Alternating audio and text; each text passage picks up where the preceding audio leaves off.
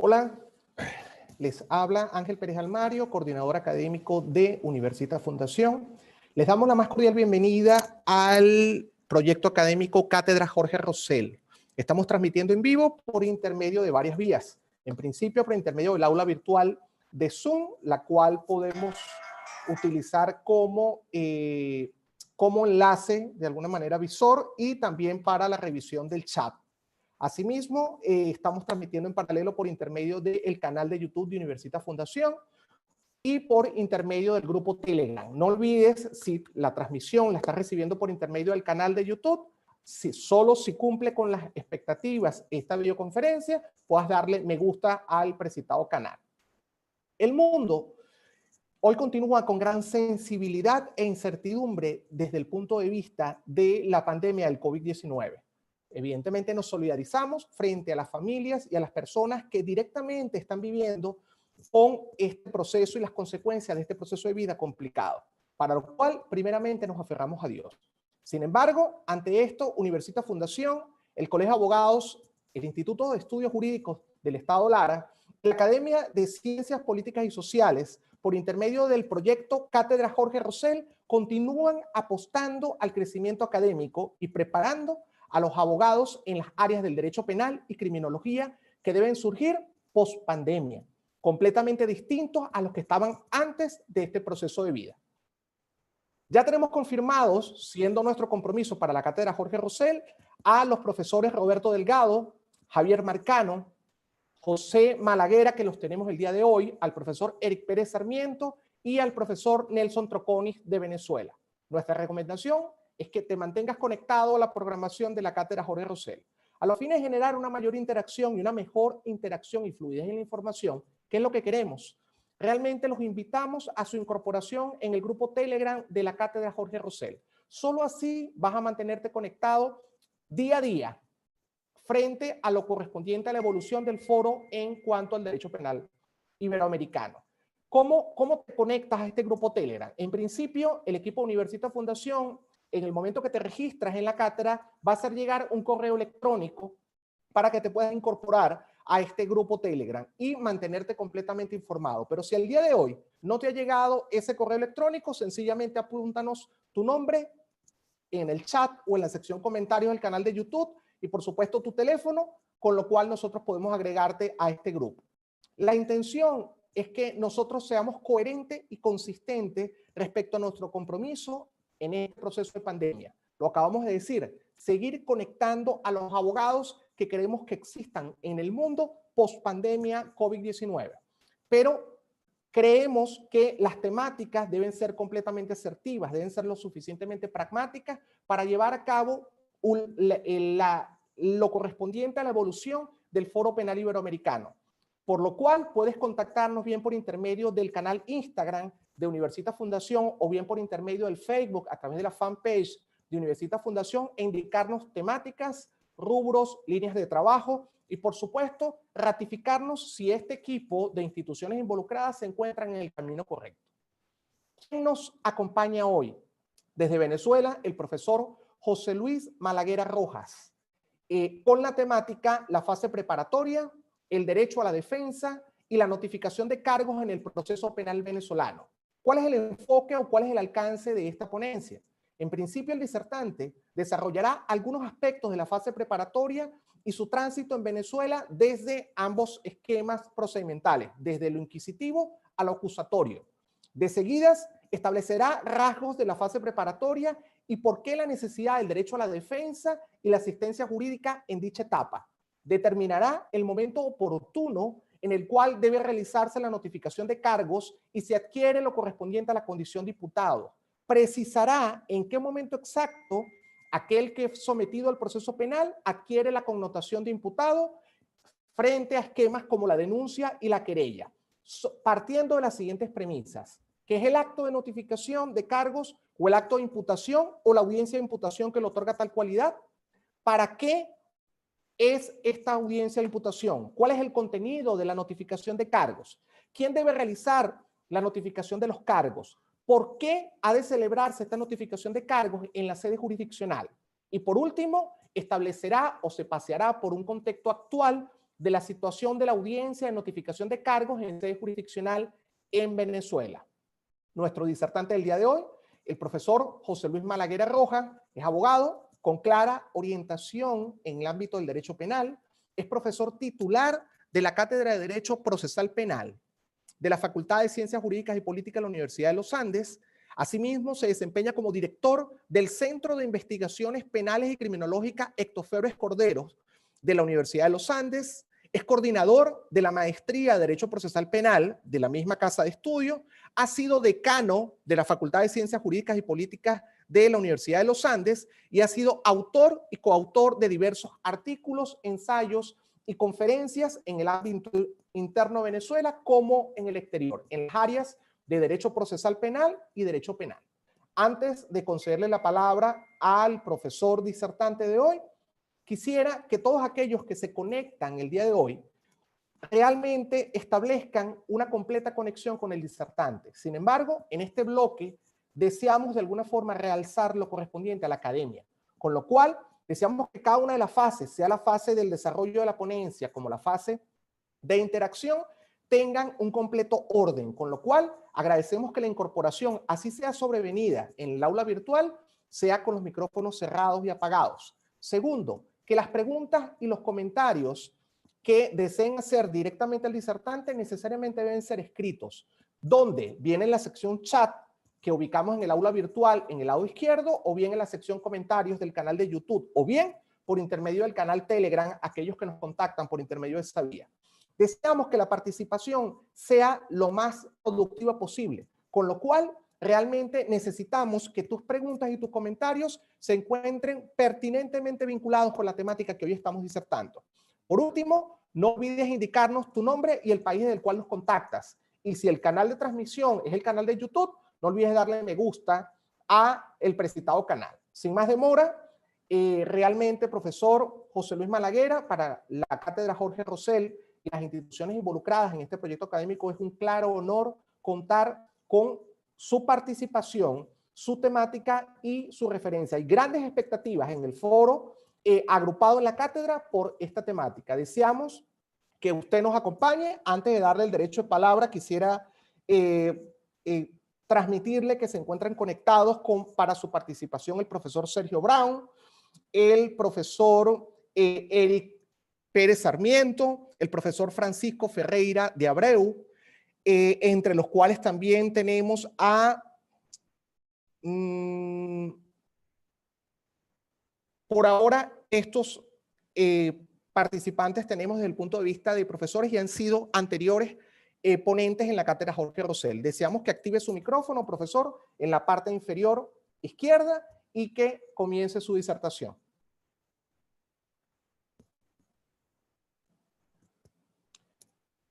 Profesor, para activar el sonido, en la parte inferior izquierda de la pantalla aparece un micrófono. Listo.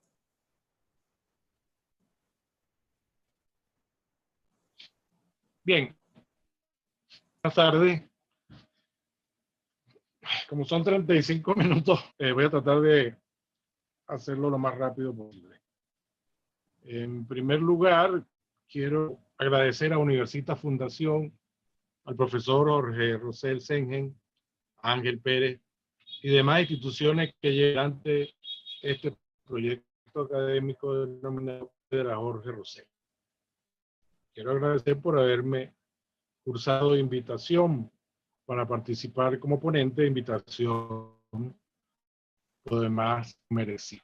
Y además quiero dedicar al profesor José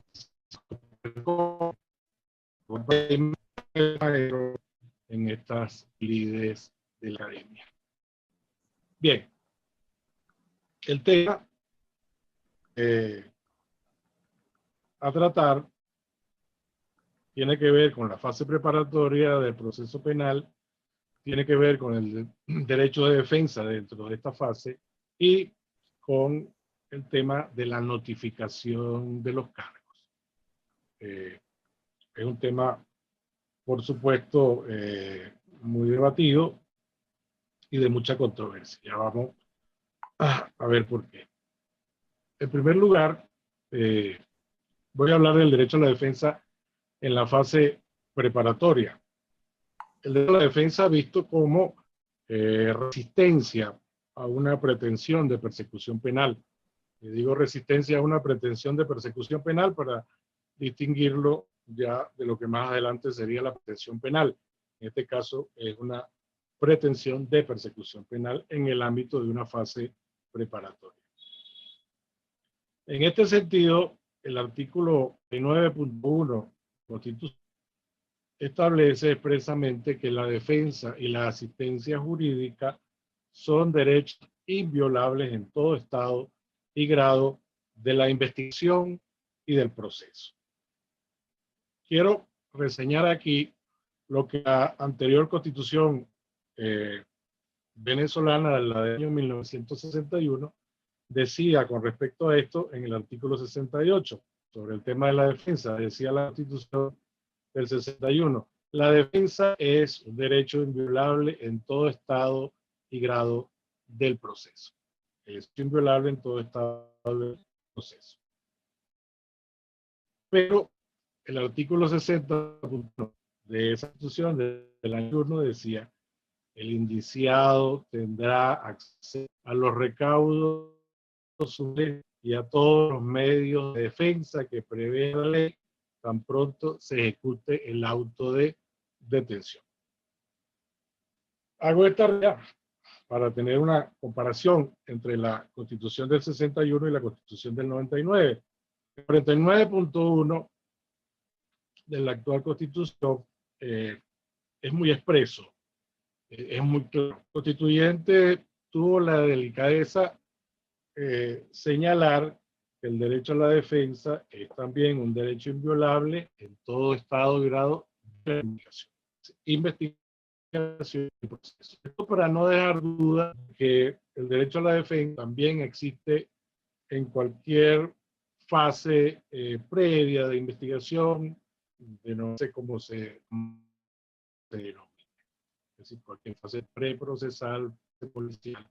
En el caso nuevo, el 49.1 es muy claro. Y vemos la diferencia con la Constitución 61, que decía la defensa es un derecho inviolable en todo estado y grado del proceso.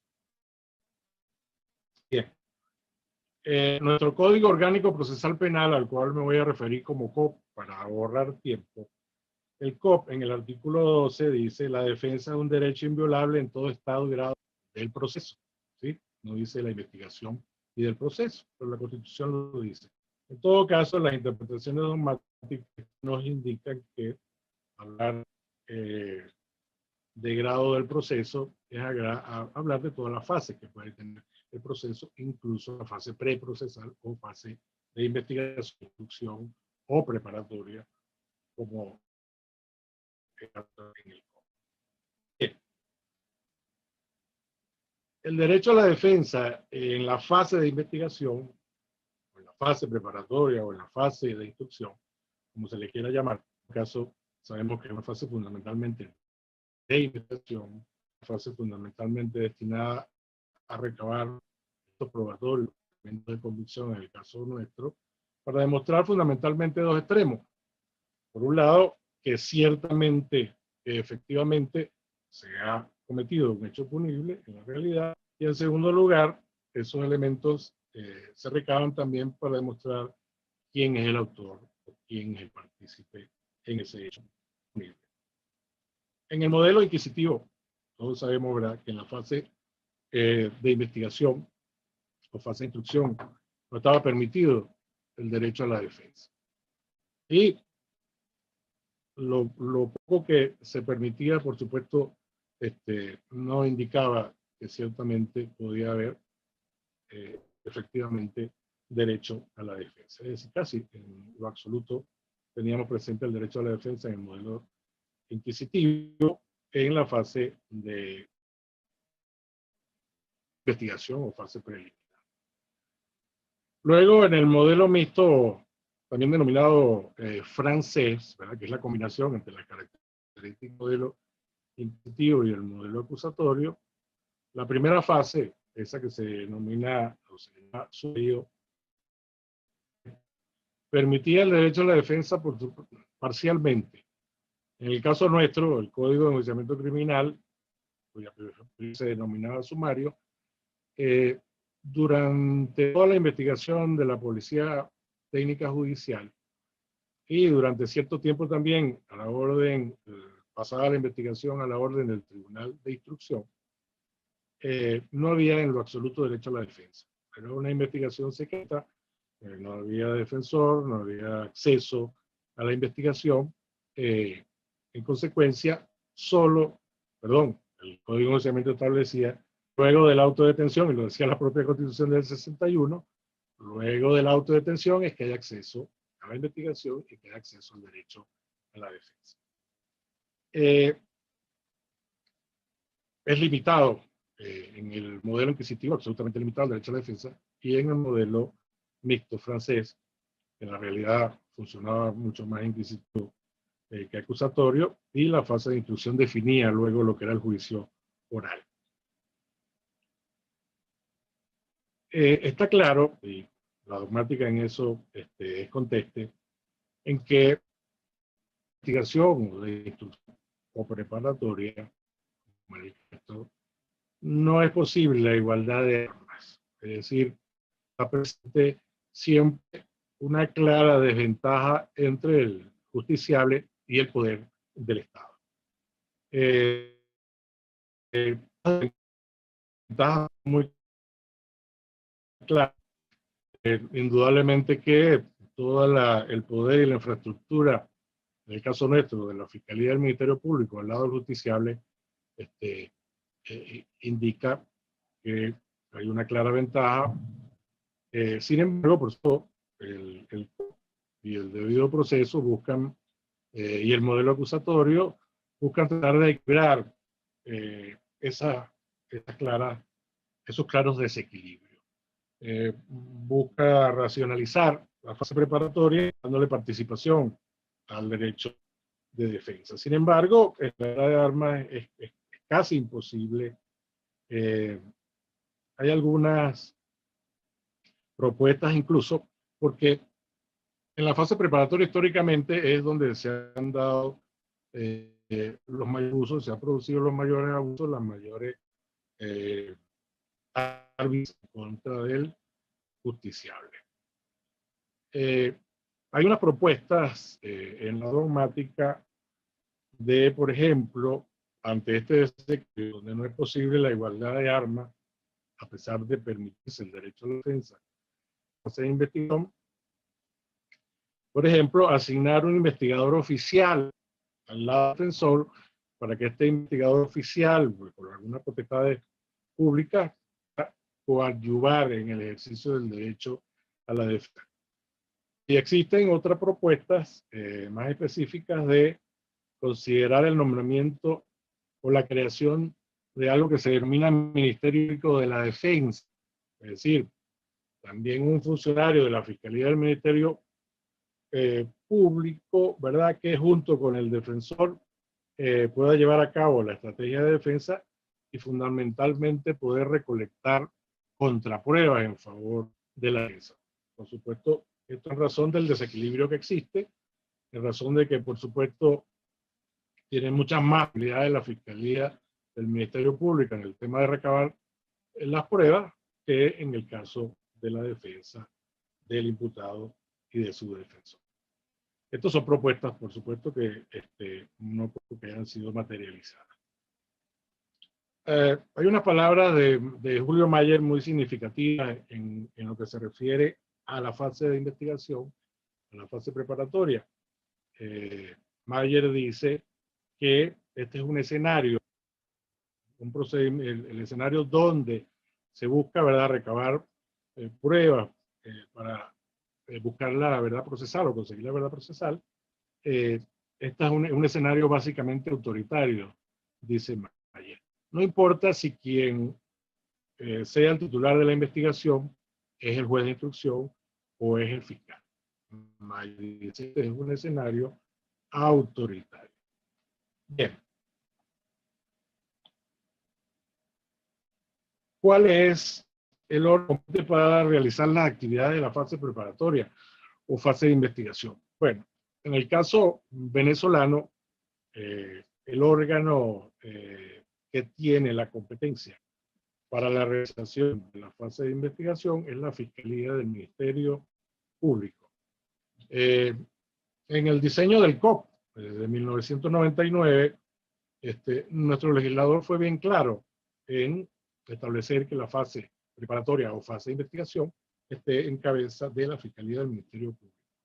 Y fue muy claro el COP en no posibilitar de ninguna manera, ¿verdad?, que nuestros jueces realizaran labores de investigación. En el caso venezolano, ¿verdad?, en el contexto del COP, nuestros jueces no realizan labores de investigación porque esa competencia está específicamente asignada tanto en la Constitución de la República Bolivariana de Venezuela como en el COP, como en la Ley Orgánica del Ministerio Público. Así que el órgano competente para llevar adelante la fase preparatoria de la Fiscalía del Ministerio Público, por supuesto, acompañada de los órganos de policía de investigación penal, desde el punto de vista funcional, y fundamentalmente acompañada a la Fiscalía con el CICPC, Cuerpo de Investigaciones Científicas Penales y Criminalísticas. Imputación. El tema de la imputación es importante tener claro cuál es el contexto de este término de imputación en el COP. ¿Qué es la imputación en el COP? Bueno, por supuesto, imputación, eso está claro también en la doctrina. La imputación implica la atribución a una persona de la comisión de un hecho punible como autor o partícipe. ¿Sí? Imputación es atribución. Se le atribuye a una persona la comisión de un hecho autor o como partícipe. Atribución significa entonces que estamos frente a una imputación. Persona a la que se atribuye la comisión de un hecho punible. En el contexto del COP, ¿cómo se considera que estamos frente a una imputación? Es decir, frente a un hecho punible a una persona en específico. Pues bien, en el contexto del COP, considerar que estamos frente a una imputación, hay muchos elementos que nos llevan a eso. Por ejemplo, en el caso de una denuncia, si una persona acude al órgano competente para recibir denuncia, por ejemplo, la víctima es la denunciante, la víctima conoce al victimario, la víctima identifica al victimario porque lo conoce, sabe quién es, y esa denuncia está impregnada de cierta verosimilitud. En consecuencia, podemos decir que esa denuncia implica una imputación, porque a través de esa denuncia es posible que se esté atribuyendo la comisión de un hecho público a una persona en específico. En el caso, por ejemplo, de la querella, también estamos hablando entonces de una situación en donde se atribuye un hecho punible a una persona. Hay una imputación. En el caso de la querella, en el caso del COP, la querella, la víctima puede interponer la querella desde el punto de vista teórico procesal sería un modo de proceder. La víctima, a través de un escrito con unas formas procesales definidas, puede interponerla ante el Tribunal de Control para que el Tribunal de Control admita esa querella. Pues bien, en el caso de la querella, tenemos que entender que hay una imputación. Es decir, la querella implica una imputación porque estamos hablando de una víctima, ¿verdad?, que le imputa a la comisión de un hecho punible a una persona en específico. En este sentido, debo mencionar que el Tribunal Supremo de Justicia en Venezuela ha dicho en alguna de sus decisiones que la imputación en el caso de la querella surge una vez que el Tribunal de Control admite la querella, es decir, dicta el auto de admisión de la querella. Nosotros no compartimos ese criterio en razón de que una vez que se interpone la querella por la víctima ante el Tribunal de Control, estamos frente a una situación de imputación. Es decir, el querellado, por la interposición de la querella, adquiere el estatus de imputado. No es a partir de la admisión de la querella por parte del tribunal, es a partir de la proposición de la querella ante el Tribunal de Control. En razón, bueno, de la propia redacción de las normas, la querella, que hablan del imputado y de su defensa, que hablan del querellado, que hablan del querellado y del imputado como parte en el trámite procesal de la querella. Todo eso indica que estamos frente a una imputación. En el caso de la querella, si el Tribunal de Control admite la querella y remite a la Fiscalía del Ministerio Público la querella admitida, esperamos que una vez el fiscal del Ministerio Público dicta la orden de apertura de la investigación penal correspondiente, inmediato surge el derecho de ser notificado de esa imputación.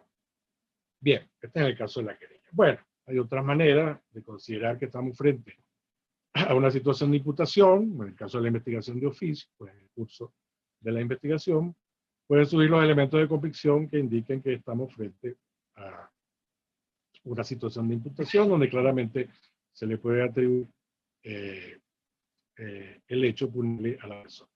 En el caso de la aprehensión, la detención en flagrancia, de una imputación.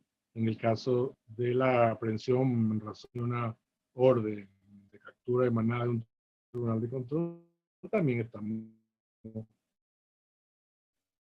frente a una imputación. Estos son números que nos indican que en el contexto hay una situación de imputación. Claro. Pero además, el artículo 126 dice lo siguiente: se denomina imputado a toda persona a quien se le señale como autor o partícipe de por un acto de procedimiento de las autoridades encargadas de la persecución penal. Entonces, imputado es toda persona a quien se le señale como autor o partícipe como consecuencia de un acto de procedimiento en la fase preparatoria de las autoridades que llevan a la persecución penal. Hay una cantidad de actos procesales, de procedimiento de las autoridades de los cuales se puede inferir ciertamente que estamos frente a un imputado, ¿sí? Hay una cantidad de actos de procedimiento de los cuales se puede inferir que la persona contra la cual se dirige ese acto de procedimiento está siendo considerada autora o partícipe en un hecho punible. La doctrina señala, entre otras cosas, que estos actos de procedimiento deben tener naturaleza imputativa, o sea, deben ser actos de los cuales ciertamente se infiera autoría o participación. Por ejemplo, entre otros actos de procedimiento, podemos hablar de un allanamiento a la morada del investigado, de un congelamiento de cuentas bancarias. Esos son actos de procedimiento de los cuales se puede inferir que la persona contra la cual se dirige ese acto de procedimiento se considera imputado. ¿Por qué son actos que tienen naturaleza imputativa? Bien. El artículo 126 entonces indica claramente, bueno, se ha imputado el procedimiento de las autoridades que llevan adelante la persecución penal. ¿Qué es la condición o estatus de imputado? Es decir,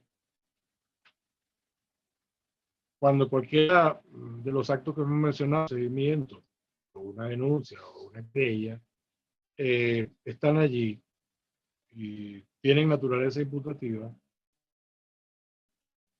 el investigado adquiere la condición, el estatus de imputado.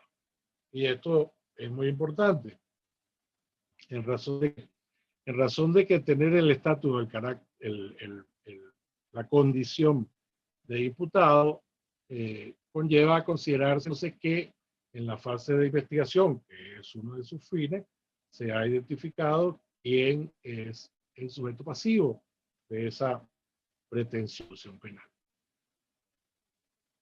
tener el estatus o la condición de imputado es entonces ser el legitimado pasivo, ser sujeto procesal y ser parte.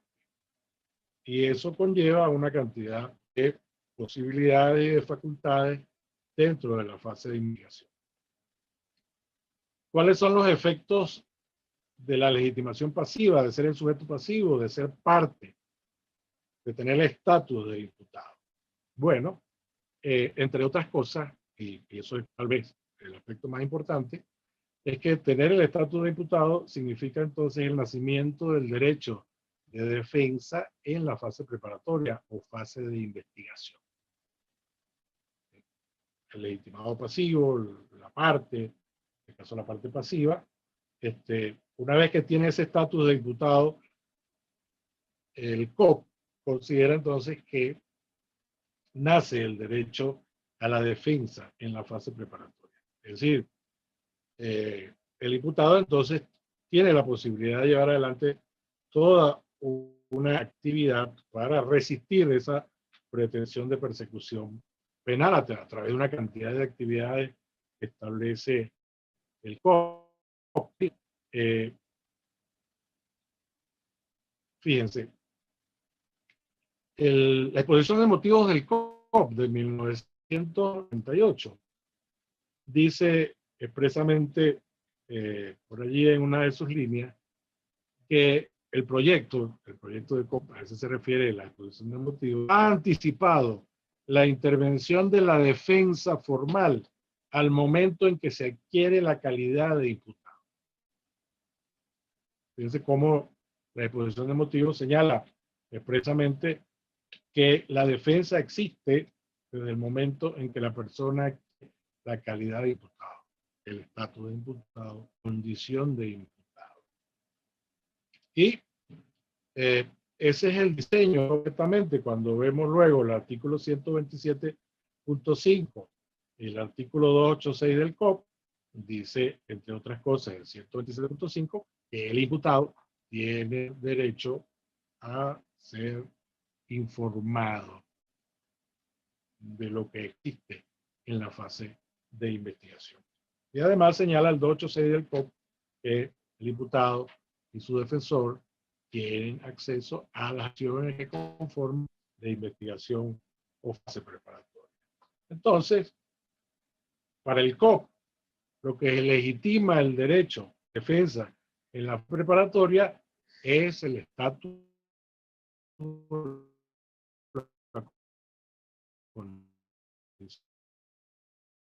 de imputado. No es la visa de notificación de la imputación la que abre o dispara el derecho a la defensa. No. Lo que dispara el derecho a la defensa es la condición o el estatus de imputado. Así está diseñado el COP claramente. Bien. Y ante la certeza de la condición o estatus de imputado, entonces a la Fiscalía le corresponde, al Ministerio Público le corresponde de inmediato proceder a la notificación de los cargos. No se debe retrasar la notificación de los cargos porque allí entonces se abren espacios o escenarios de indefensión. Notificación de los cargos o audiencia de imputación fiscal. Bien. ¿Qué es esto de la notificación de los cargos? Yo hablo de audiencia de notificación de los cargos porque la Constitución habla de la notificación de los cargos, y incluso la Constitución del 61 y la Constitución del 47 nuestra en Venezuela usan estas expresiones, notificación de los cargos. También se le llama, el propio código en su contenido, habla de audiencia de imputación. También se le llama audiencia de imputación fiscal. Bueno, ¿qué es la notificación de los cargos? La Constitución en el 49.1, nuestra Constitución del 99, dice: toda persona tiene derecho a ser notificada de los cargos por los cuales se le investiga. La Constitución del 61 decía: nadie podrá ser condenado en causa penal sin antes haber sido notificado personalmente de los cargos. Bien, está claro. Sobre esto no voy a profundizar porque creo que está sumamente claro. El constituyente en el 49.1 fue muy expreso. Dice, la persona tiene derecho a ser notificada de los cargos por los cuales se le investiga. Fase preparatoria. Tiene que notificársele de la imputación, del contenido de la imputación. Y en 127 del COP señala que el Estado tendrá los siguientes derechos. Ya lo dije, que se le informa de manera específica y clara acerca de los hechos que se le imputan. Bien. ¿Cuál es la naturaleza de esta notificación de los cargos? O notificación de la imputación. Bueno, desde nuestro punto de vista, la naturaleza de esta notificación es de ser fundamentalmente un acto de comunicación, un acto de información o un acto de intimación, como llaman los argentinos y como también lo llama el profesor Mayer. Es decir, la naturaleza de esta notificación de los cargos debe ser un acto de información, de intimación, de comunicación al justiciable. Ahora bien, ¿para qué la notificación de los cargos? ¿Para qué comunicarle a la persona, al justiciable, todo el contenido de la investigación? Bien, en el contexto de la Constitución, de nuestra Constitución del 99, la notificación de los cargos es una garantía procesal. Es indudable. Y es una garantía procesal que se considera que es una garantía instrumental o medio. Algunos hablan de que esta notificación de los cargos es un derecho instrumental o un derecho medio, porque es lo que, entre otras cosas, permite que se ejerza plenamente el derecho a la defensa en la fase de investigación o fase preparatoria. Por supuesto, es una garantía procesal, ¿sí? Que le permite al justiciable entonces el acceso a la defensa en esta fase preparatoria.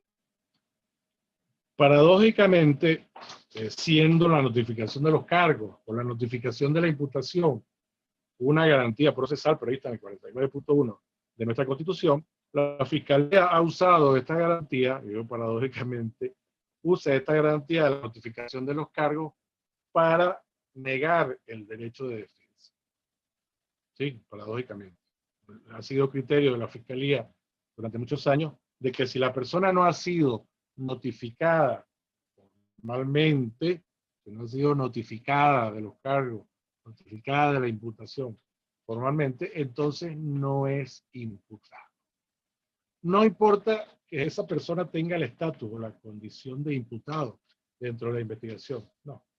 La Fiscalía ha considerado entonces que si no se ha realizado la audiencia formal de imputación o de notificación de los cargos, esa persona no es imputado y en consecuencia no tiene derecho a la defensa. Vemos cómo entonces se usa una garantía procesal para violentar el derecho a la defensa.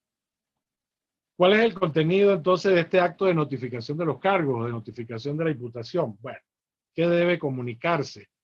¿Y qué debe plasmarse entonces en el acta de la audiencia de notificación de los cargos?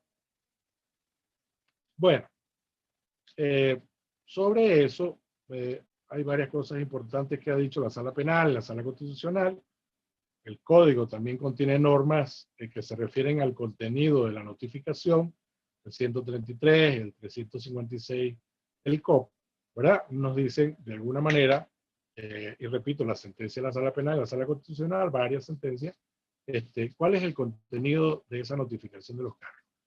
¿Qué es lo que debe comunicar el fiscal del Ministerio Público, que es el órgano natural que debe comunicar al injusticiable la imputación y el contenido de la imputación?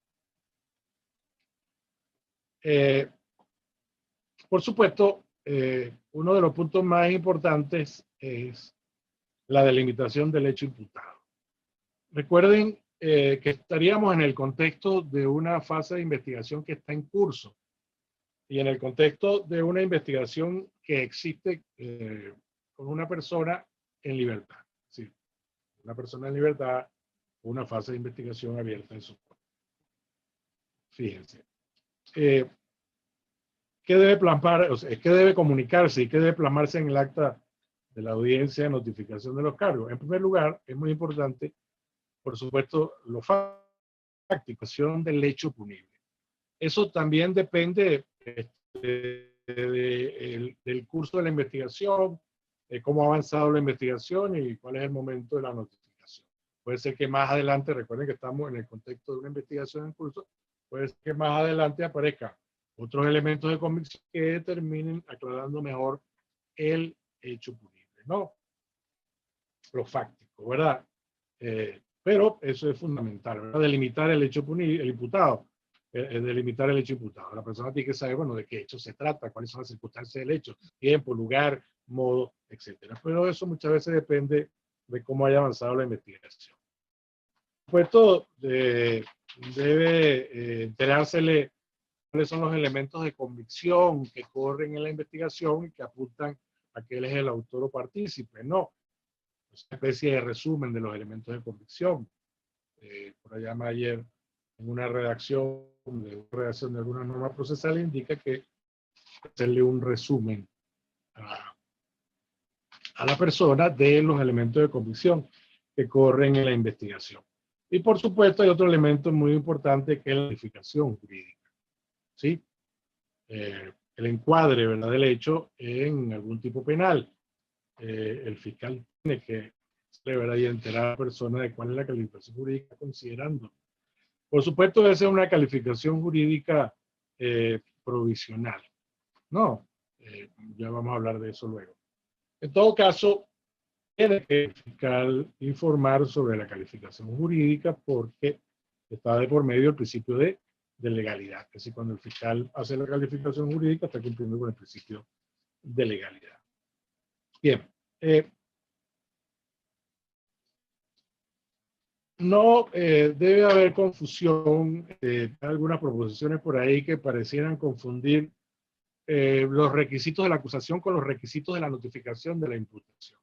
Primero, son dos momentos totalmente procesales diferentes, pero además se trata de dos instituciones absolutamente diferentes.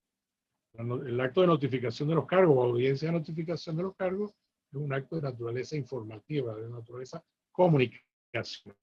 Y, por supuesto, no debemos confundirlo con los requisitos de la acusación.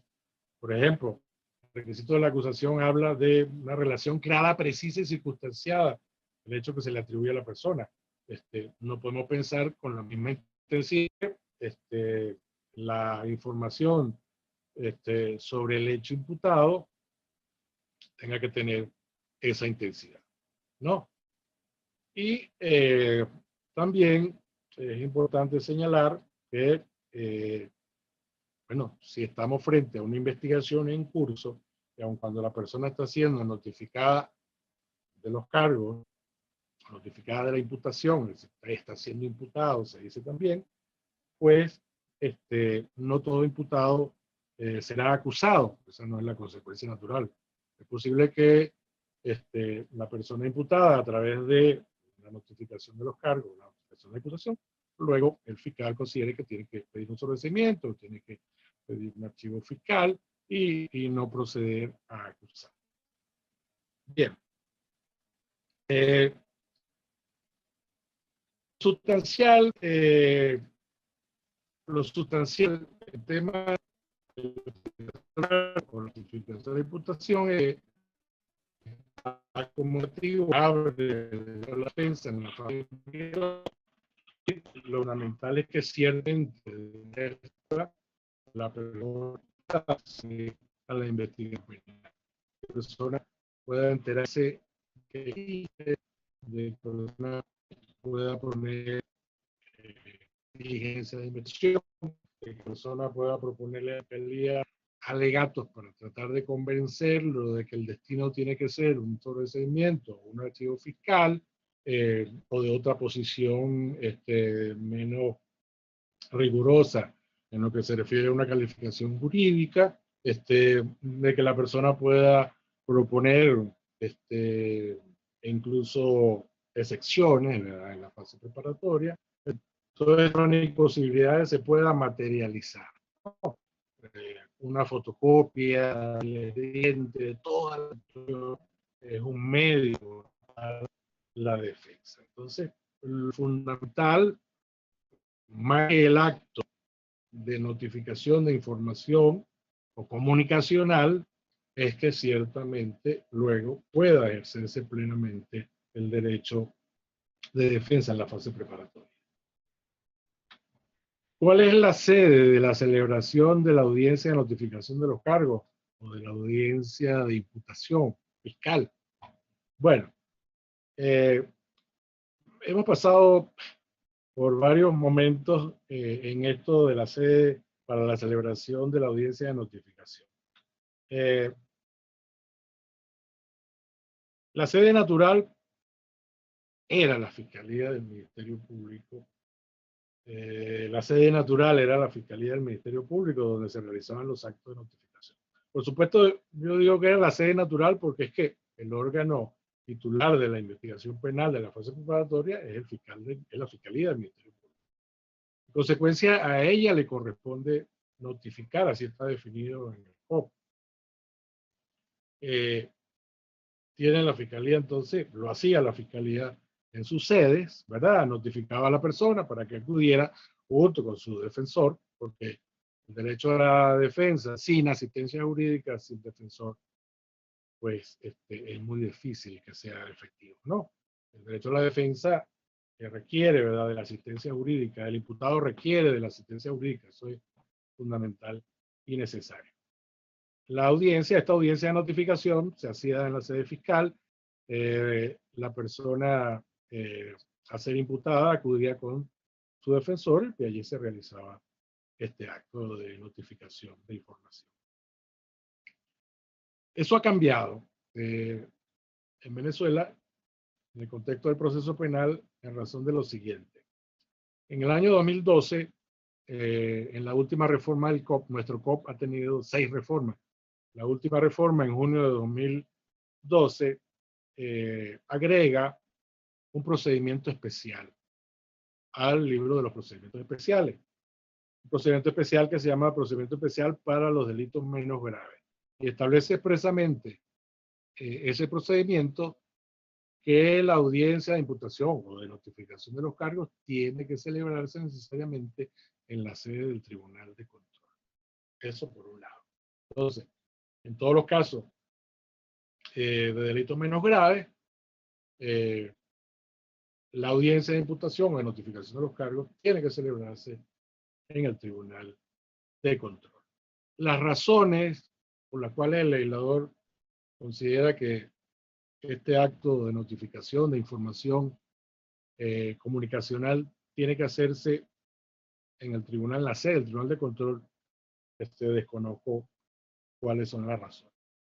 Pero sumado a este procedimiento especial por delitos menos graves, hay una sentencia de la Sala Constitucional, la 537 del 12 de julio de 2017, que señala, entre otras cosas, aquí quiero reseñar que esta sentencia estaba resolviendo un caso que no tenía absolutamente nada que ver con el asunto de la notificación de los cargos, pero al final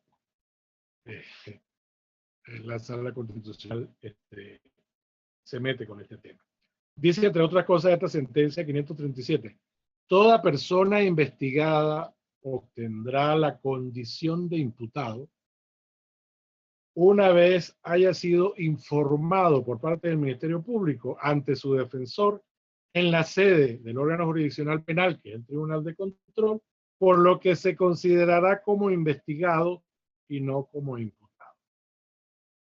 Sí, dice, toda persona investigada obtendrá la condición de imputado una vez que haya sido informado, o sea, una vez que se haya realizado la audiencia de notificación de los cargos o la audiencia de imputación.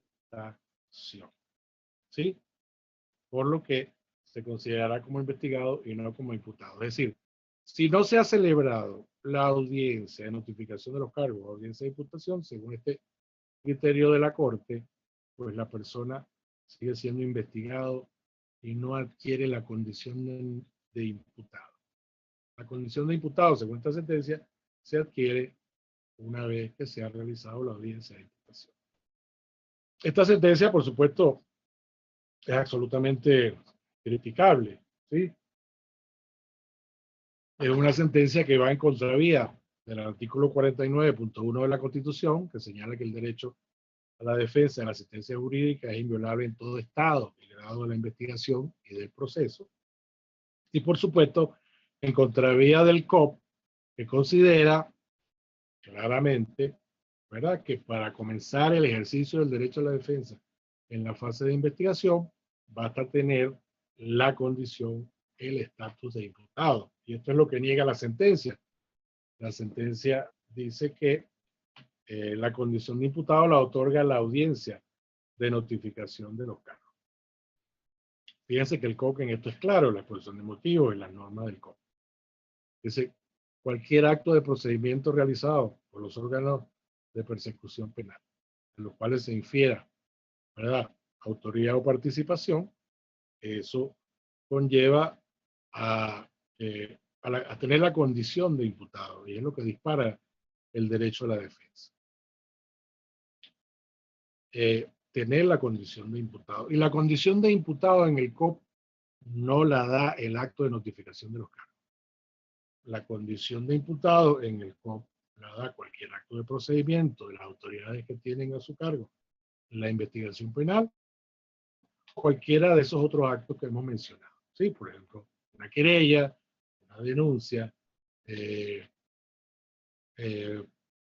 un reconocimiento en rueda de detenido, ¿verdad? Son elementos que otorgan la condición de imputado y disparan el derecho a la defensa.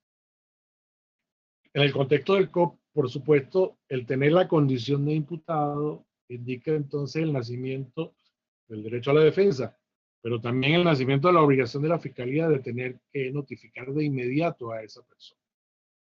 Porque retrasar el acto de notificación de los cargos, a sabiendas de que ya la persona tiene la condición de imputado, abre espacios de indefensión.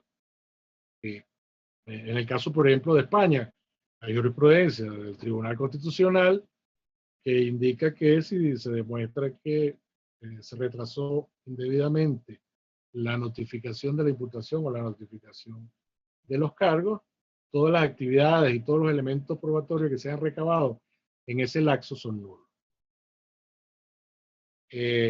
Porque son espacios de indefensión.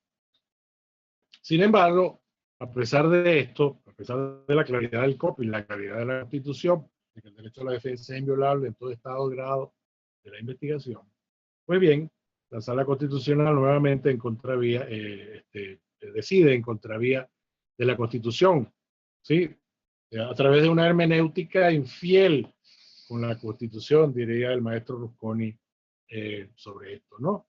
Se trata ciertamente de una decisión que es infiel con lo que establece la Constitución en materia de defensa en la fase preparatoria o fase de investigación. Hay una cosa que estamos observando, un asunto que estamos observando en la práctica judicial, y es que esa audiencia de notificación de los cargos o audiencia de imputación, que ahora necesariamente por vía del procedimiento especial para delitos menos graves o por vía de la sentencia 537, que es vinculante, e incluso los actos, la audiencia de notificación tiene que hacerse en la sede jurisdiccional, en la sede del Tribunal de Control.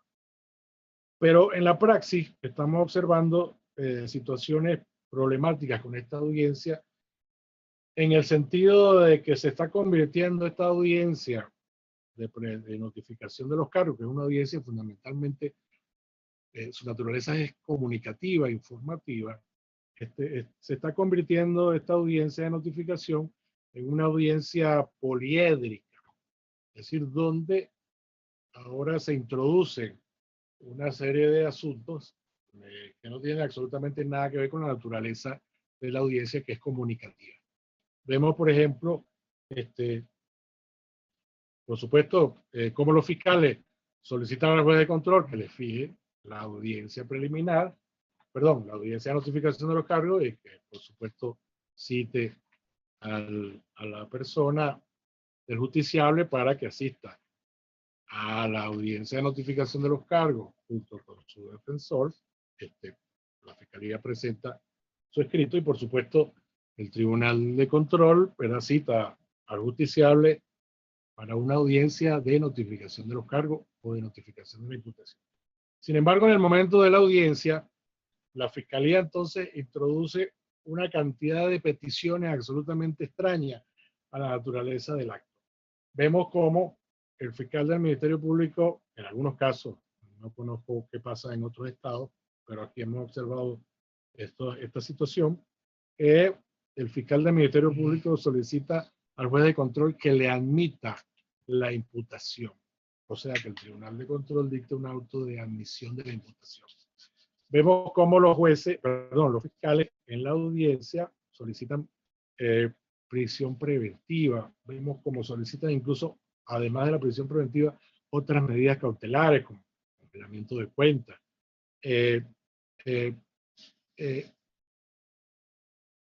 Por eso digo que lo han convertido, o se está convirtiendo esta audiencia en una audiencia poliédrica.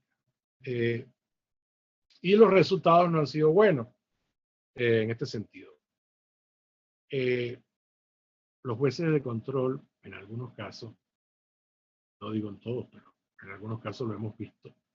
Habría que hacer un trabajo más intenso sobre esto, pero hemos visto autos de admisión de la imputación. ¿Cuáles son los efectos de que el juez de control diga que admite la imputación? ¿Qué efectos puede tener esa decisión? Porque es que la imputación, la notificación de los cargos, la notificación de la imputación es un acto comunicativo. No es algo que el Tribunal de Control, no es su competencia, que tenga que admitir o no, como en el caso de la acusación, que debe admitirla o declararla inadmisible. Es decir, nos extraña, esto es absolutamente extraño a la naturaleza de la audiencia. Un auto de admisión de la imputación. ¿Qué efectos puede tener un auto de admisión de la imputación? Nos preguntamos. Eso indica entonces que si existe un auto de admisión de la imputación fiscal, entonces también existe un auto de inadmisibilidad de la imputación fiscal. O sea, el juez pudiera decir, bueno, yo declaro inadmisible la imputación fiscal. Cosas como esas que son extrañas, ¿verdad? A la naturaleza de esta audiencia y al diseño, a la sistemática del Código Orgánico Procesal Penal. Y finalmente, para terminar, también hemos visto que el juez de control, en el contexto de esta audiencia, ha decretado medidas cautelares en contra del justiciable. Ha cambiado la calificación jurídica. También nos preguntamos entonces, bueno, ¿cuál sería el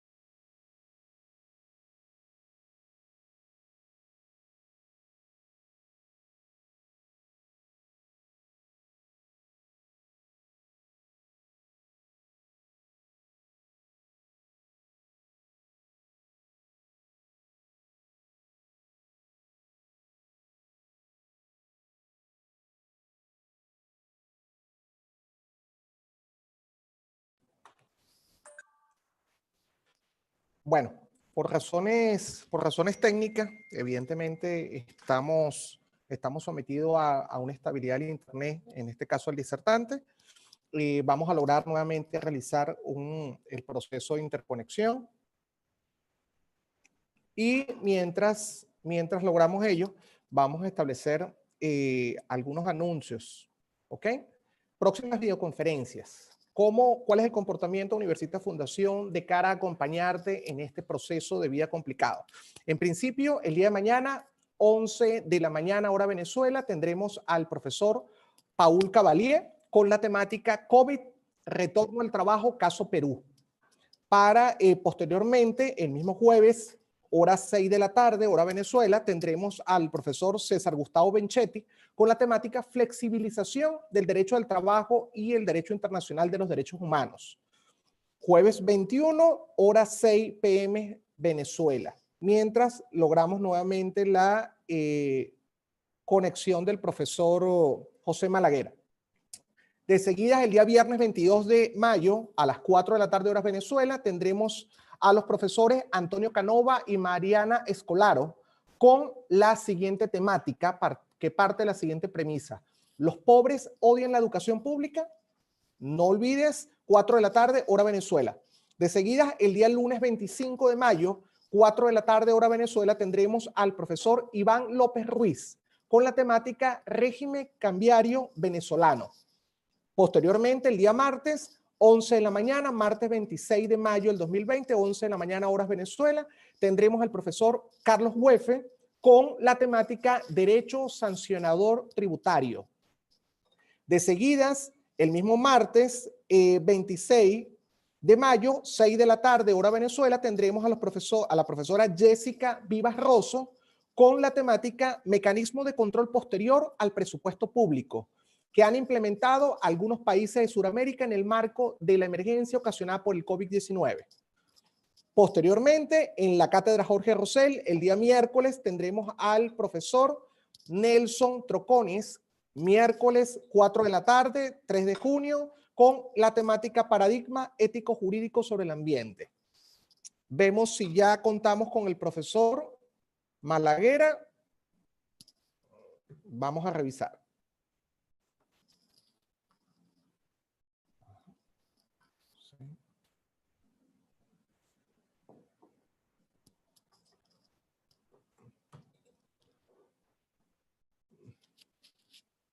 Profesor Malaguera, para que por favor active su micrófono en la parte inferior izquierda, por favor.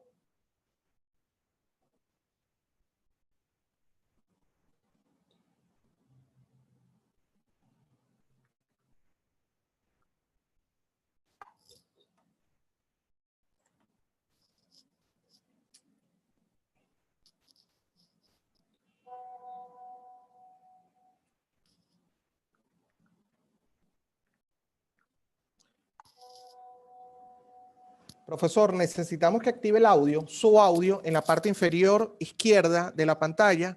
Nos establece un micrófono. Necesitamos que lo active para que podamos escucharle.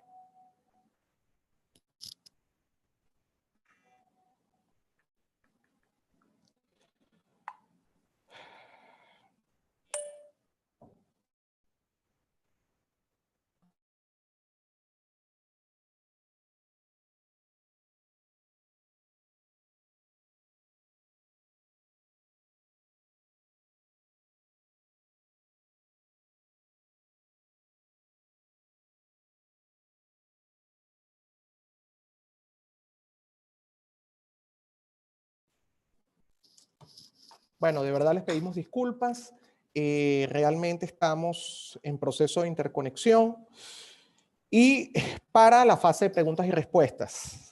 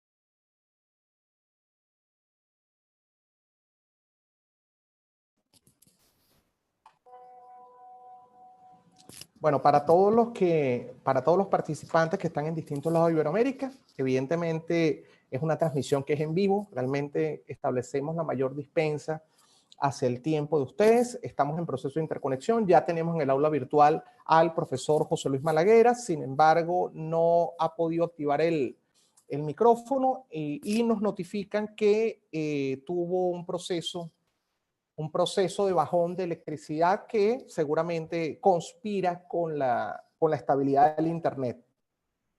Sin embargo, en los próximos minutos estamos haciendo lo posible para que ingrese para el proceso de preguntas y respuestas. No olvides que puedes realizarnos tus interrogantes, tus comentarios por intermedio del chat del aula virtual. No sé si por intermedio del profesor Francisco Ferreira tendremos al profesor Malaguera.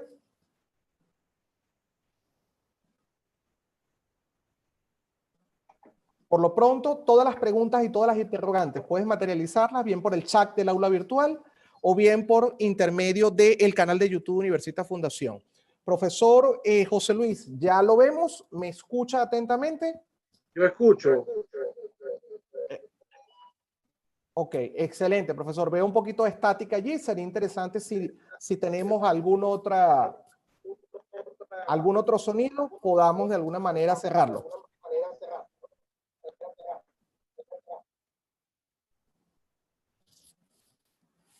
¿Sí? ¿Ahora nos escucha?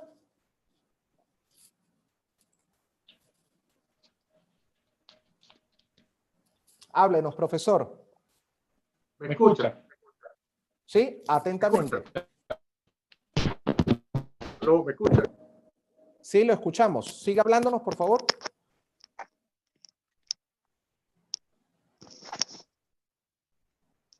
Aló, aló, profesor. ¿Me escuchas? Aló. Sí, le escucho. ¿Usted nos escucha? Sí, sí escucho. Ok, listo. Sí escucho. Profesor, por temas de tiempo, evidentemente valoramos completamente y nos sentimos admirados por el desarrollo que usted estableció durante su ponencia, pero por temas de tiempo debemos migrar ya a la fase de preguntas y respuestas que está bastante caldeada, profesor. ¿Ok? Contamos con su atención.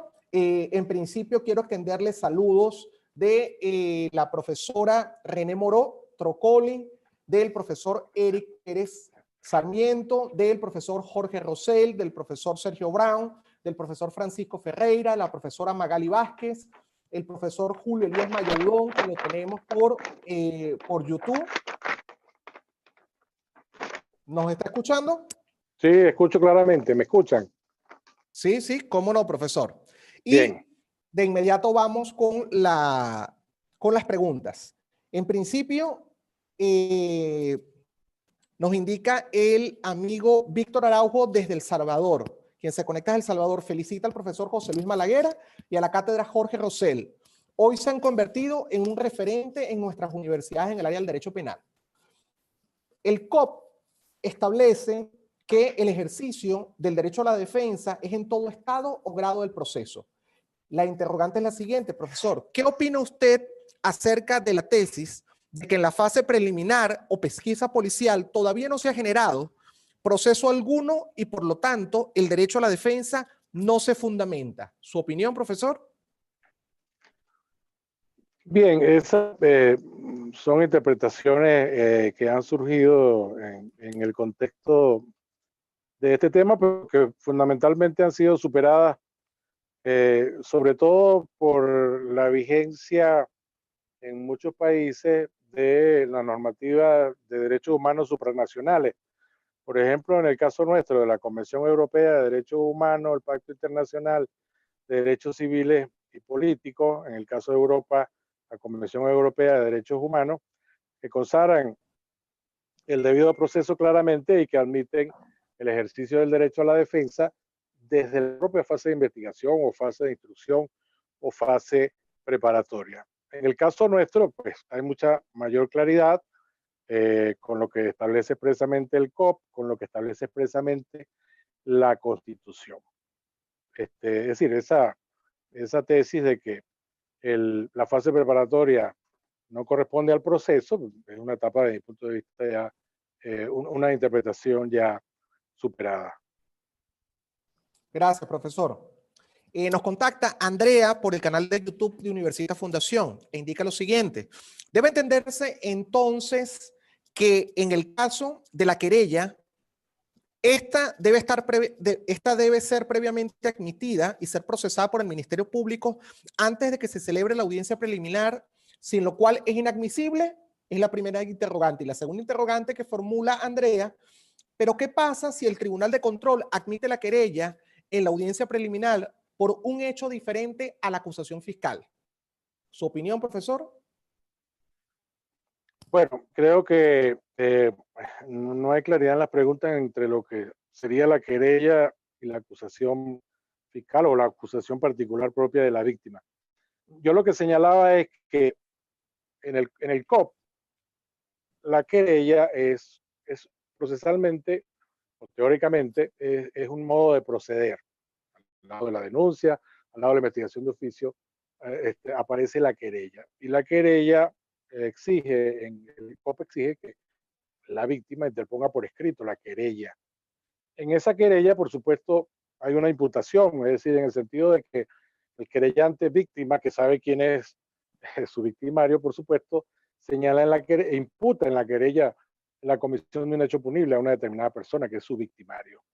Entonces, lo que estábamos planteando es que no se requiere para que se considere imputado al querellado, es decir, no se requiere para que tenga el estatus de imputado que la querella sea admitida, porque decía el Tribunal Supremo en sala penal, ha dicho, bueno, una vez que el Tribunal de Control admite la querella, la persona del querellado tiene entonces el estatus de imputado.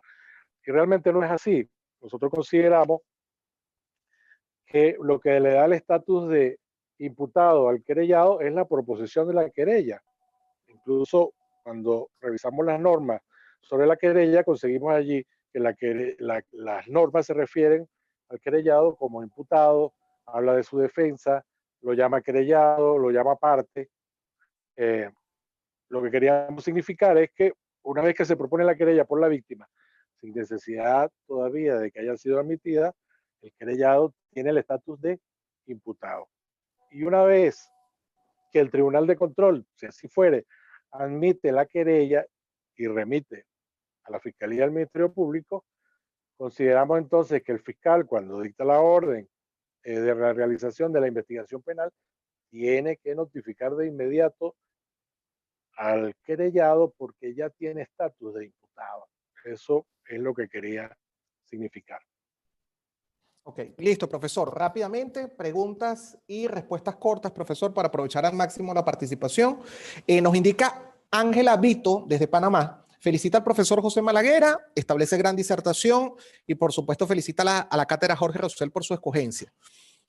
Nos indica lo siguiente. Uno de los asuntos que más se discutió en la redacción del Código Orgánico Procesal Penal fue la doble función del juez de control, que a la vez de que sustancia las pruebas, decidiendo lo que debe ir a juicio o no, también toma decisiones a pesar del perjuicio que genera aquella función. La interrogante es la siguiente, profesor. ¿Era preferible un segundo juez en la fase preparatoria para que no se produzca tal perjuicio al decidir pasar la causa al juez de juicio? ¿Su opinión, profesor? Bien, bueno, en el caso del COP,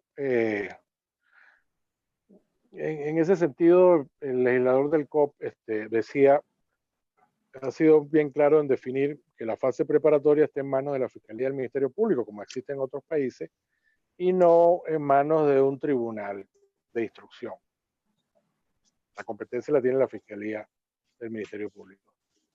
Y el juez de control, como su propio nombre lo indica, el juez de control.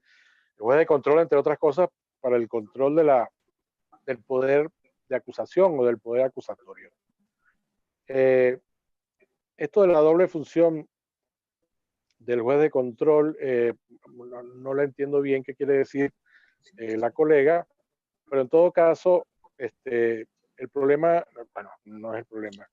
En el caso venezolano, el juez de control es el que está facultado para otorgar una cantidad de autorizaciones durante la investigación penal tiene que solicitar el fiscal del Ministerio Público, una prisión preventiva, un allanamiento, todas esas situaciones, ¿verdad?, que toquen derechos fundamentales del justiciable, del investigado, del imputado, tienen que pasar por el control de la vista, por la revisión del juez de control.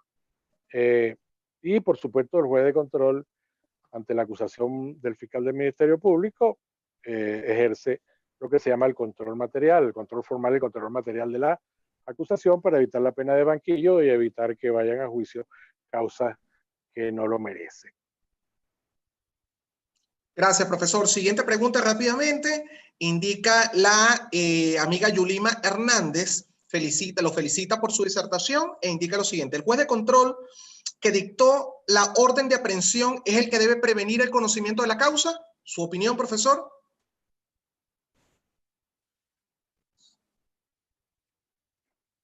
Bien, esta pregunta me permite hablar sobre el tema de la competencia subjetiva, ¿no?, en el caso de los jueces de control. Cuando un juez de control, a solicitud de la Fiscalía del Ministerio Público, dicta un auto de prisión preventiva, auto judicial de prisión preventiva, o de prisión provisional o preventiva,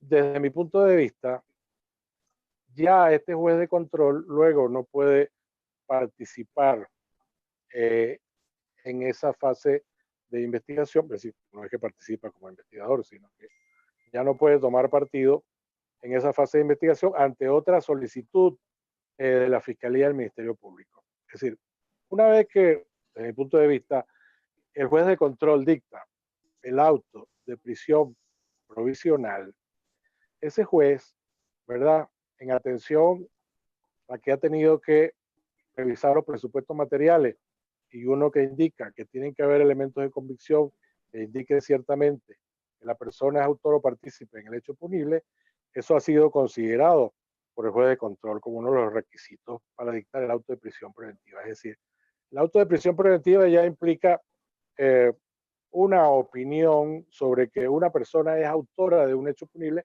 en razón de unos elementos de convicción que ha considerado el juez de control le indican esa autoría y esa participación. Luego, yo incluso considero que ese juez de control no puede conocer de la audiencia de presentación, es decir, una vez que ante la orden de aprehensión el sujeto es detenido y presentado a los tribunales, yo considero que ya ese juez de control no tiene competencia para conocer, en razón de que ya hay una opinión allí difícil de cambiar además. La praxis judicial, y por eso dice Binder que las violaciones a las garantías y a los derechos fundamentales se consiguen por allí en los pliegues de la rutina judicial.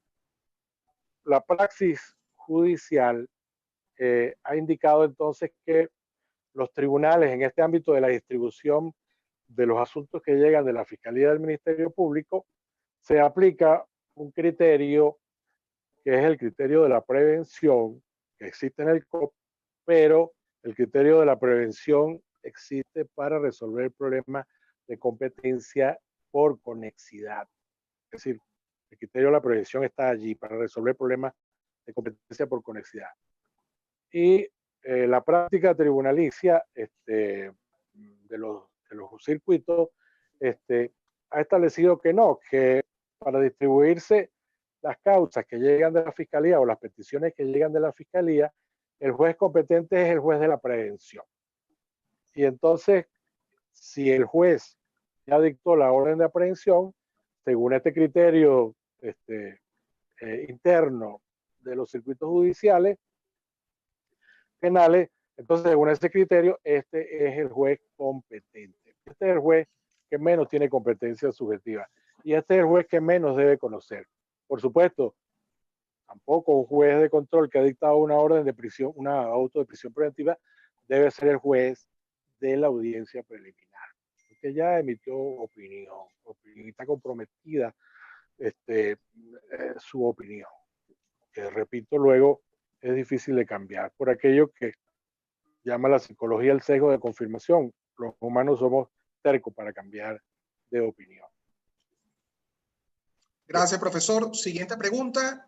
Nos indica ¿hasta dónde llega el poder del juez de control en relación a la decisión de qué pruebas se pueden dilucidar en la audiencia preliminar? ¿Su opinión, profesor? Bueno, el poder del juez de control en cuanto a las pruebas tiene que ver con el pedimento de admisión de las pruebas para el juicio que hace la Fiscalía del Ministerio Público en su acusación o que hace la defensa. El juez, por supuesto, tiene la competencia para admitir cuáles pruebas van al juicio y cuáles no, en atención a unos requisitos que debe cumplir el ofrecimiento de pruebas, ¿no?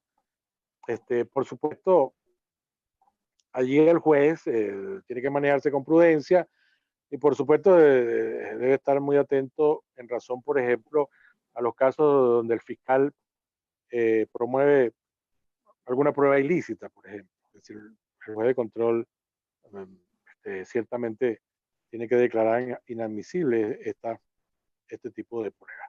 Y tener cuidado con algunos casos en que los fiscales, por ejemplo, promueven la prueba de experticia como prueba de experticia y también la promueven como prueba documental, ¿no? La experticia no tiene doble naturaleza, es decir, no es experticia a la vez y no es prueba documental a la vez. La experticia es un medio probatorio autónomo, ¿verdad?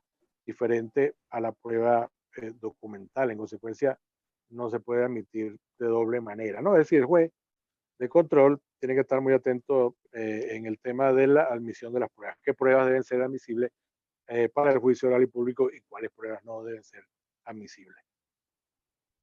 Gracias, profesor. Siguiente pregunta indica, en el delito de violencia de género, con una denuncia de la víctima, en este caso la mujer, se le impone de las medidas de protección al hombre. Allí estaríamos en un acto de imputación anticipado. ¿Su opinión, profesor? Ciertamente, ante la denuncia en los casos de violencia de género, por ejemplo, el caso de la Fiscalía del Ministerio Público tiene competencia para dictar de inmediato medidas de protección para la mujer, ¿verdad? Y de inmediato se notifica al victimario, al supuesto victimario, se notifica para imponerlo de las medidas de protección, que no es, por supuesto, un acto de notificación de la imputación, pero el tener que acudir a la Fiscalía del Ministerio Público para ser informado de unas medidas de protección, ¿verdad?, en favor de la mujer y dirigidas hacia esa persona, ese es un acto que ciertamente debe considerarse que en razón de ese acto se adquiere el carácter o la condición o el estatus de imputado y a partir de allí se puede, se dispara el derecho a la defensa. Por supuesto que ya conocemos la sentencia 537 de la Sala Constitucional que dice que no se es imputado sino hasta el acto de notificación de los cargos. Gracias, profesor. La siguiente intervención es de la profesora René Moros Trocoli y precisamente de manera asertiva no solamente felicita respecto a el desarrollo de su ponencia, profesor, sino que nos recuerda que la sección de imputado, en opinión de esa sentencia 537 de la Sala Constitucional del Tribunal Supremo de Justicia de fecha 12 de julio del 2017. ¿Cuál es su opinión, profesor? Bueno,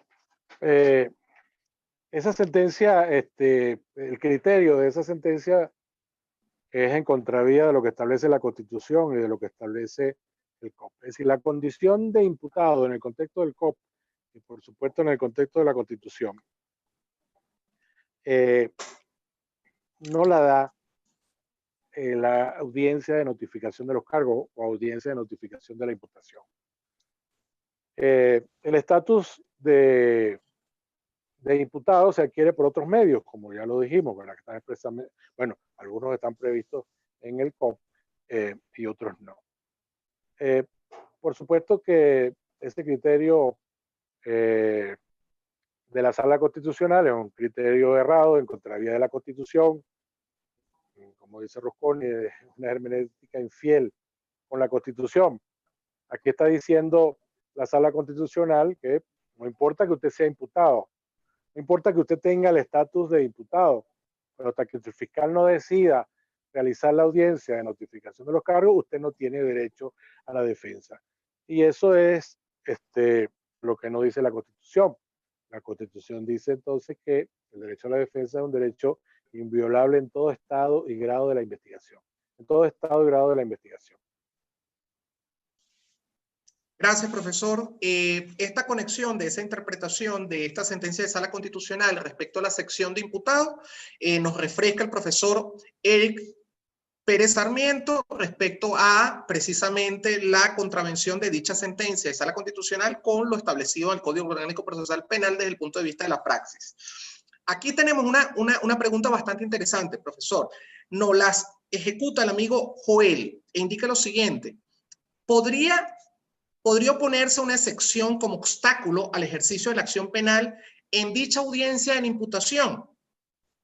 Esa interrogante está fundamentada en que el Ministerio Público tiene la errada concepción de que es un acto único de la Fiscalía y en el cual no puede intervenir defensa técnica. Quisiéramos conocer, profesor, la respuesta a esta interrogante y sobre todo, ¿cuál debería de ser el ideal del desarrollo de esta audiencia de imputación? ¿Su opinión, profesor? Yo señalaba que la audiencia de imputación o de notificación de los cargos o audiencia de notificación de la imputación se estaba convirtiendo en una audiencia poliédrica, ¿verdad? Donde se introducen una cantidad de elementos extraños a la naturaleza de la audiencia. Yo decía que la naturaleza de la audiencia es comunicacional, o sea, es una audiencia que se celebra para comunicar al justiciable de su estatus de imputado, de la imputación, del contenido, para que pueda comenzar a ejercer plenamente el derecho a la defensa, y de hecho también está acompañado por su defensor. El COP, en el diseño del COP, las excepciones pueden oponerse también en la fase preparatoria. Es decir, un imputado con el estatus de imputado, aún no haya sido notificado de los cargos o de la imputación, tiene derecho a la defensa y puede oponer excepciones en la fase preparatoria. Pero el COP tiene un trámite procesal, un procedimiento para oponer excepciones en la fase preparatoria, y las excepciones se oponen, por supuesto, ante el Tribunal de Control. Si en esta sección el imputado puede, en esta audiencia de notificación de los cargos, puede el imputado oponer una excepción. Bueno, eso no está prohibido, pero decía, bueno, se ha desnaturalizado de alguna manera la audiencia. Es decir, la audiencia tiene un fin específico, una naturaleza específica. Aun cuando, por supuesto, no está prohibido que en ese propio acto la defensa aproveche para oponer una excepción. En todo caso, tiene que ser propuesta por escrito, como señala el código, la excepción. Y bueno, pudiera tramitarse. Lo que pasa es que, bueno, estaríamos entonces, claro, eso depende de la estrategia de la defensa. Para oponer una excepción en la audiencia de notificación de los cargos, eso implicaría entonces que la defensa tiene conocimiento pleno de lo que existe en la investigación, del contenido de la investigación. Pero, en todo caso, no aparece prohibida esta posibilidad. Aun cuando que, por supuesto, si se opone la excepción en la audiencia de notificación de los cargos, el juez de control tiene que tramitar eso de acuerdo con el procedimiento que establece el COP. Gracias, profesor. Siguiente pregunta. Indica el profesor Francisco Ferreira su opinión respecto a la decisión que establece el Tribunal Supremo de Justicia que obliga a imputar en sede judicial. La pregunta es la siguiente. pudiera indicarse que en esa audiencia de imputación que se realiza en el Tribunal de Control es menos garantista que la que anteriormente se realizaba en la sede del Ministerio Público. ¿Su opinión, profesor?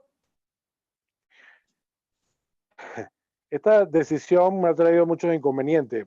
Sí, en primer lugar, es decir, ¿por qué la audiencia de notificación de los cargos tiene que ser en sede jurisdiccional y no en sede de Fiscalía del Ministerio Público?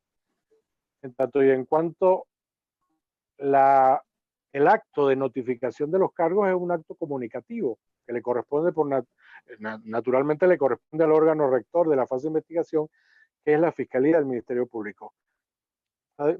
Yo considero que no hay razones de peso para que la notificación de los cargos se haga en sede jurisdiccional y no en sede de Fiscalía del Ministerio Público, porque la notificación de los cargos en sede de Fiscalía del Ministerio Público, el imputado no está desprotegido, el imputado está acompañado de su defensor. Y como se trata de un acto comunicativo, de información, un acto donde se tiene que enterar al justiciable de todo lo que contiene la investigación penal y de una cantidad de derechos, ¿verdad?, que surgen a partir de allí, yo no veo cómo pensar en que el fiscal allí puede ejercer actos de violación de derechos y garantías constitucionales, porque la propia naturaleza del caso limita esa posibilidad. La propia naturaleza del acto es comunicativo. Yo creo que no hay ninguna razón de peso para que tenga que ser el Tribunal de Control. Y yo creo que eso es razonable. Y yo creo que el asunto se ha complicado cuando se ordena el acto de notificación de los cargos en sede del juez de control. Yo estaba señalando al final de la conferencia que había unas decisiones absolutamente extrañas al contexto y a la naturaleza de esta audiencia. Por ejemplo, no lo terminé de decir, pero hemos tenido casos donde el juez de control en la audiencia de notificación de los cargos al final dicta un auto de sobreseimiento. Esto es absolutamente inexplicable. Algunos jueces de control han dicho, bueno, pero es que yo considero que los elementos de convicción que están en la investigación y que ha señalado aquí el fiscal no tienen absolutamente ninguna pertinencia, o que desde mi punto de vista no tienen ningún peso o ninguna intensidad para considerar que es el autor, y en consecuencia voy a sobreseer la causa. Es decir, ejerciendo una especie de control material sobre el acto de notificación de los cargos, cuando el tema del control material es en la audiencia preliminar y es en razón de la acusación que ha presentado el fiscal. Aquí estamos en una investigación en curso, ¿verdad?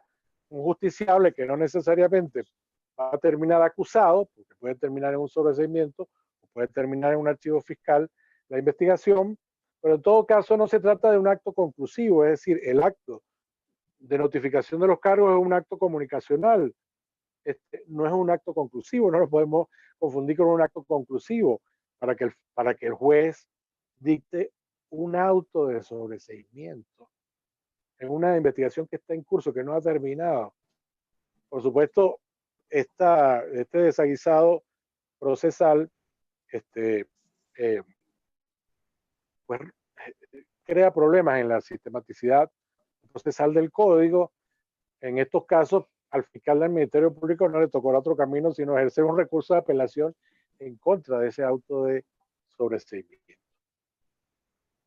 Gracias, profesor. Sí. Siguiente pregunta. Johnny Ojeda, desde Valencia, Venezuela, felicita al doctor Malaguer por la disertación e indica lo siguiente. Basado en ese principio de oficialidad del juez de control, indica lo siguiente. ¿Qué piensa del pedimento del reconocimiento en rueda del individuo de las partes, observando que cuando no es solicitado en la práctica el juez muchas veces lo ordena sin tal pedimento? No entendí bien la pregunta. Ok, se lo amplío, profesor. Él pregunta su opinión, ¿ok? Basado en la actividad oficiosa del juez, en el entendido que quien persigue la investigación es el Ministerio Público, pero en la etapa preparatoria puede el juez de control ordenar diligencia de investigación y utiliza el ejemplo precisamente del reconocimiento en rueda del individuo, que aun y cuando el Ministerio Público no lo haya solicitado, ¿puede el juez de control ordenarlo sin que exista pedimento de las partes? ¿Su opinión? Bien, bueno, creo haber entendido el fondo de la pregunta, ¿no? En el contexto,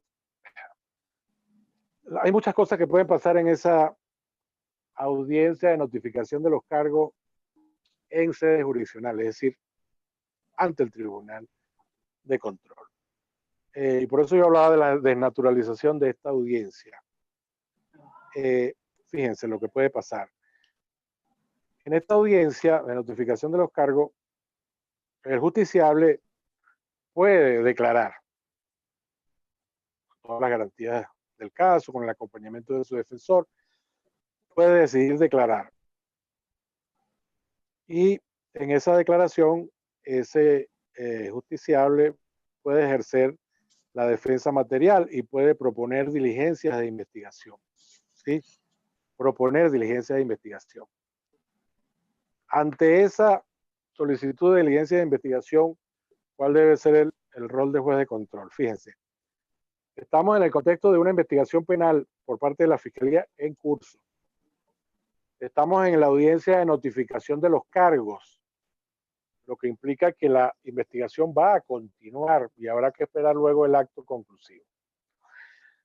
Si el justiciable declara en la audiencia de notificación de los cargos y solicita diligencia de investigación, desde mi punto de vista, el juez de control no tiene competencia para pronunciarse sobre si hay que realizar o no realizar esas diligencias de investigación, o admitir la solicitud de diligencia de investigación y ordenar a la Fiscalía que proceda a la realización de esa diligencia de investigación.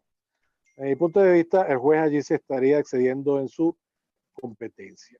Estamos en una fase de investigación todavía, donde el rector es el fiscal del Ministerio Público. Si el justiciable en su declaración solicita diligencia de investigación, ese es un asunto que tiene que el fiscal del Ministerio Público sopesar si esas diligencias, ¿verdad?, llenan los requisitos para la realización.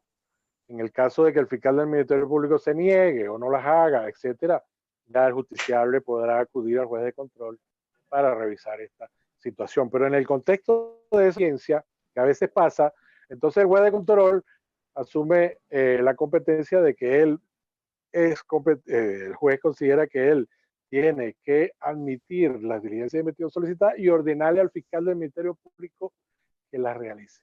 Desde mi punto de vista, para mí ello constituye un exceso. Ese juez de control no tiene esa competencia en esa audiencia de notificación de los cargos. Esto es un tema que le corresponde revisar al fiscal del Ministerio Público en razón de que la investigación está en curso y va a continuar luego del acto de notificación de los cargos.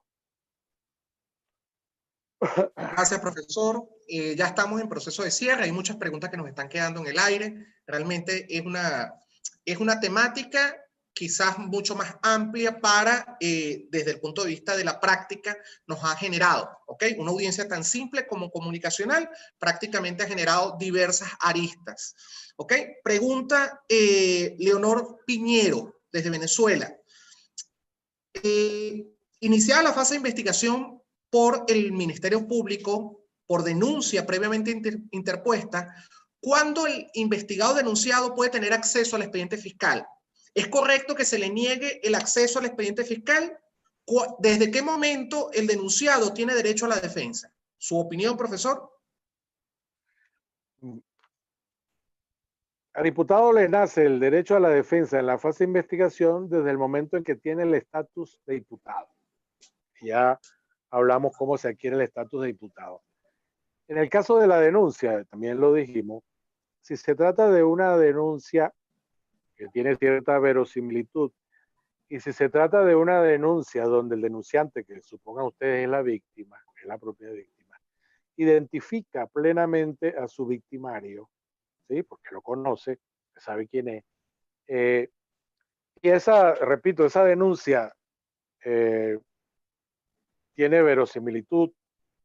Desde nuestro punto de vista, y no solo lo digo yo, hay autores que también lo señalan, Binder dice, por ejemplo, que, mira, mientras menos intensidad y claridad exista en la investigación en cuanto al estatus de diputado, en ese sentido, el diputado necesita más del derecho a la defensa. Desde nuestro punto de vista, la denuncia en tales términos es un elemento que da para considerar que ese denunciado identificado en una denuncia con cierta verosimilitud tiene el estatus de imputado y que de inmediato debería tener acceso a la investigación, es decir, de inmediato debe reconocérsele su derecho a la defensa y, por supuesto, desde el punto de vista efectivo, ¿no? Defensa efectiva, acceder a la investigación, tener copia de la investigación, proponer diligencia de investigación, solo con esa denuncia. No necesita la realización de la audiencia de notificación de los cargos porque ya tiene el estatus de imputado. Lo que pasa es que cuando se adquiere el estatus de imputado, entonces de inmediato nace para la fiscalía la obligación de imputar a la persona, de notificar de los cargos, para evitar luego que haya consideraciones sobre espacios donde haya habido indefensión. Claro, la sentencia 537 dice que no se es imputado sino una vez que se haya realizado el acto de notificación de los cargos. Ok. Profesor, ya con esta pregunta cerramos el ciclo de preguntas y respuestas. Son bastantes las preguntas que están quedando en el aire frente a esta temática. Indica la profesora René Moros Trocoli. Lo primero que extiende es un saludo y, por supuesto, su felicitación por la excelente disertación. Indica lo siguiente: de acuerdo con la sentencia referida, es decir, la que estamos desarrollando de Sala Constitucional, ¿considera usted que la oposición a la querella solo podrá hacerse una vez que se proceda con ese acto formal de imputación en sede jurisdiccional? ¿Su opinión, profesor?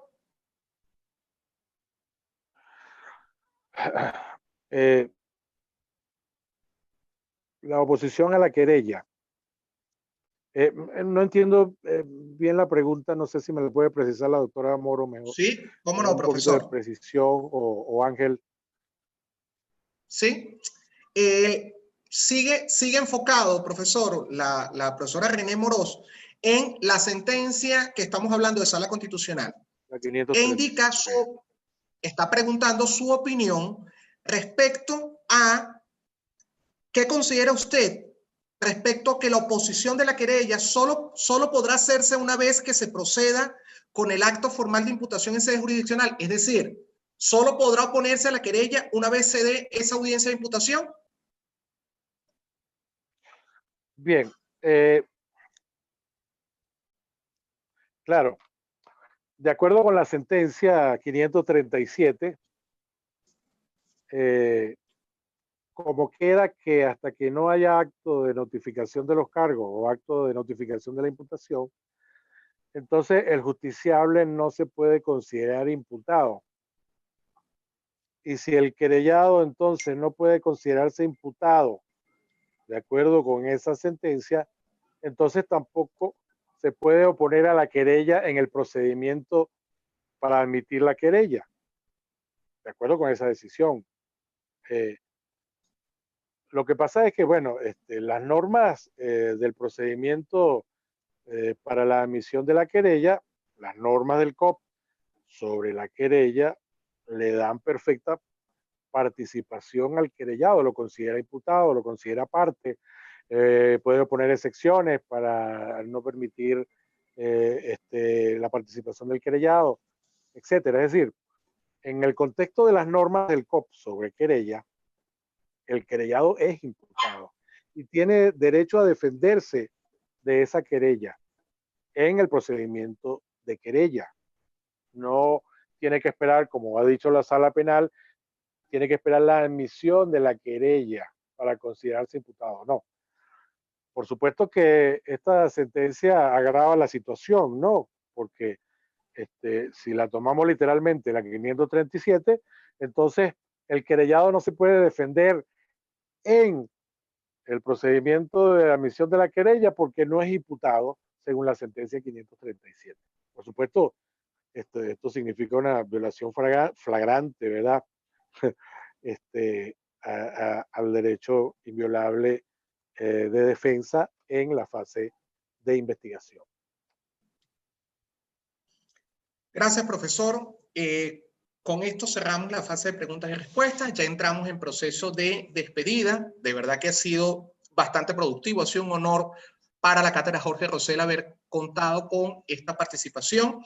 No olvides que nuestro compromiso sigue vigente. Nuestro compromiso de estar completamente apostando a unos tipos de abogados distintos posterior a la pandemia sigue estando vigente respecto a la cátedra Jorge Rosell. Con lo cual, no solamente los invitamos a mantenerse conectados respecto al aspecto informativo, sino que también los invitamos a la incorporación al grupo Telegram.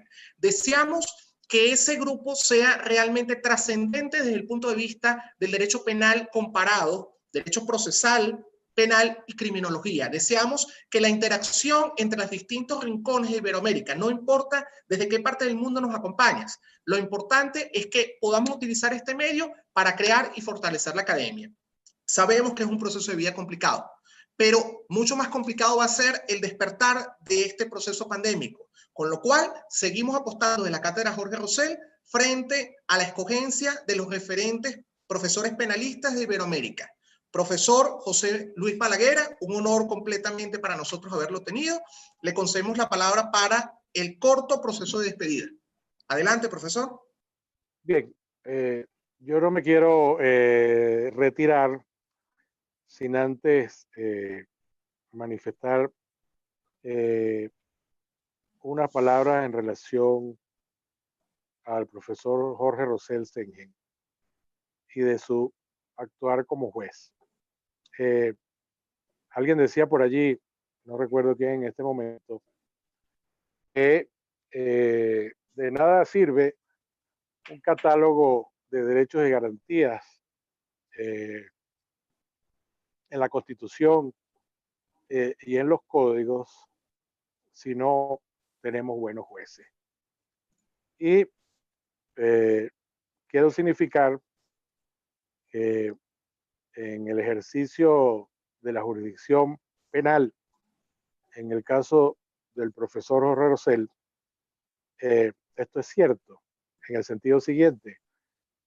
El profesor y juez Jorge Rosell no necesitaba del Código Orgánico Procesal Penal, ni tampoco necesitaba de la Constitución de 1999 para dictar decisiones justas y decisiones en el contexto de un Estado democrático de derecho y de justicia. Porque el proceso penal, el debido proceso, ya estaba desde los años 60 y 70 en la legislación supranacional que había sido ratificada, aprobada por Venezuela y ratificada por el Congreso de la República. El debido proceso que está en nuestra Constitución y el debido proceso que está en nuestro COP ya estaba en la Convención Americana, ya estaba en el Pacto Internacional de Derechos Civiles y Políticos y en otros documentos de la Organización de Naciones Unidas. Y en el ejercicio de su cargo, al juez Rosell solo le bastaban esas normas.